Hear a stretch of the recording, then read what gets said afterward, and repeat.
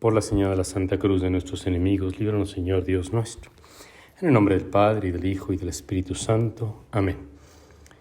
Señor mío y Dios mío, creo firmemente que estás aquí, que me ves, que me oyes. Te adoro con profunda reverencia. Te pido perdón de mis pecados y gracia para hacer con fruto este rato de oración.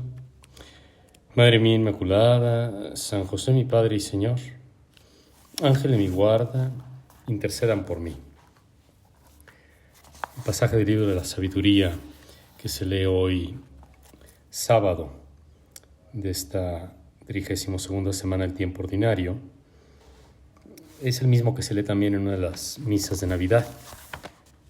Cuando un profundo silencio envolvía todas las cosas y la noche estaba a la mitad de su camino, tu palabra todopoderosa se lanzó desde tu trono real, desde el cielo hacia la región condenada al exterminio.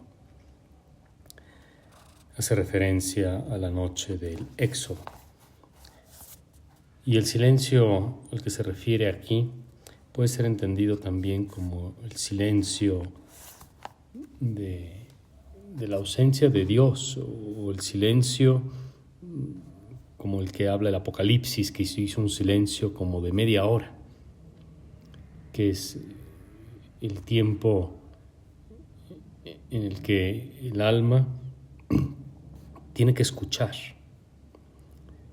Digo la ausencia de Dios porque es como un silencio en el que parece que Dios también había guardado silencio, que no hablaba, que estaba ausente. Y es al mismo tiempo el silencio de la escucha. Y en medio de ese silencio, cuando no se oye nada y ni siquiera la voz de Dios, de pronto irrumpe la palabra divina, que se lanza hacia una región. Y el texto de la sabiduría retoma una idea que también aparece en el Génesis, cuando a través de la palabra Dios crea todas las cosas. Y aquí no es que cree las cosas, pero la misma palabra hace que la creación entera obedezca a su Creador. La creación entera, obediente a tus órdenes, actuó de manera diversa. Es el paso del Mar Rojo, es la nube que se interpuso entre el ejército egipcio y el pueblo israelita. Es la creación entera que en el río Jordán obedece a Dios y les deja paso libre. Y atravesaron a pie enjuto el torrente. Y así se salvaron. La meditación del libro de la sabiduría que hemos venido escuchando a lo largo de estos días es una meditación que se mueve en el campo de la reflexión profunda sobre el designio de Dios. Dios que actúa con sabiduría. Según estos libros sapienciales, Dios todo lo hace con peso, con número, con medida. Es propio de la sabiduría tener orden. Es propio del sabio, decía Santo Tomás de Aquino, ordenar, poner orden. Y esta sabiduría divina es identificada aquí con la palabra misma de Dios. La sabiduría entre nosotros toma la forma de la palabra. La palabra no simplemente como sonido que sale así que de la laringe, sino la palabra entendida, la palabra con la que se piensa, la palabra con la que interiormente nos hablamos a nosotros mismos y reflexionamos y llegamos a conclusiones, esa palabra que acompaña nuestros procesos de pensamiento y que es una palabra susceptible, ¿no? Esa especie de discurso interior, es una palabra que se deja interpelar, que aprende. Somos como comensales o como asistentes a una larga y grande conversación con nosotros mismos, pero en la que también se sientan a conversar otras palabras.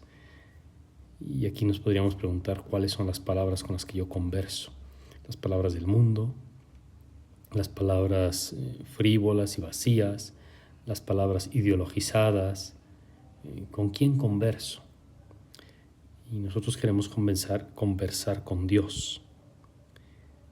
Para que esta palabra resuene en su interior, pues hace falta un silencio profundo. Un silencio profundo interiormente, como acallar las voces que interrumpen, que ensordecen, que atontan, y permitir a Dios que hable.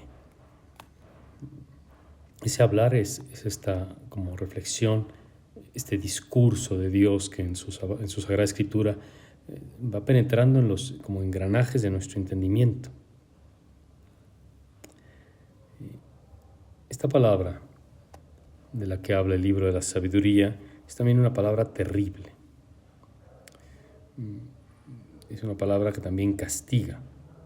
Aquí el texto de la sabiduría dice que esta palabra se blandió como una espada. Y remite también a ese pasaje del Apocalipsis, cuando se presenta a Jesús como alguien que tiene en su lengua, o que su lengua es como una espada de fuego, una espada que corta. A veces nosotros utilizamos esta expresión de una lengua que es como un cuchillo, como un dardo, como una espada, para decir que alguien habla mal o que es malicioso o murmurante. Pero en la Sagrada Escritura también está esta imagen de la lengua o de la palabra como una espada que hace justicia. Con la palabra se hace justicia también, se ponen las cosas en su lugar. Aquí el texto habla de que con esta palabra se sembró la muerte por donde quiera, o sea, castigó a los malos. Porque también al final de los tiempos Dios, con su palabra poderosa, emitirá sentencia y habrá un castigo para los malvados, para los que se hayan resistido a hacer el bien y se hayan empecinado en hacer el mal. Y así la palabra de Dios es cortante, como espada de doble filo, dirá también en el Nuevo Testamento. El libro de la sabiduría nos ofrece reflexiones muy profundas sobre el misterio de Dios y prácticamente aquí con este texto de hoy, de este sábado, pues se terminan los pasajes que la liturgia nos ofrece para nuestra meditación a lo largo de esta semana. Ya luego vendrán textos de otros pasajes de la Biblia.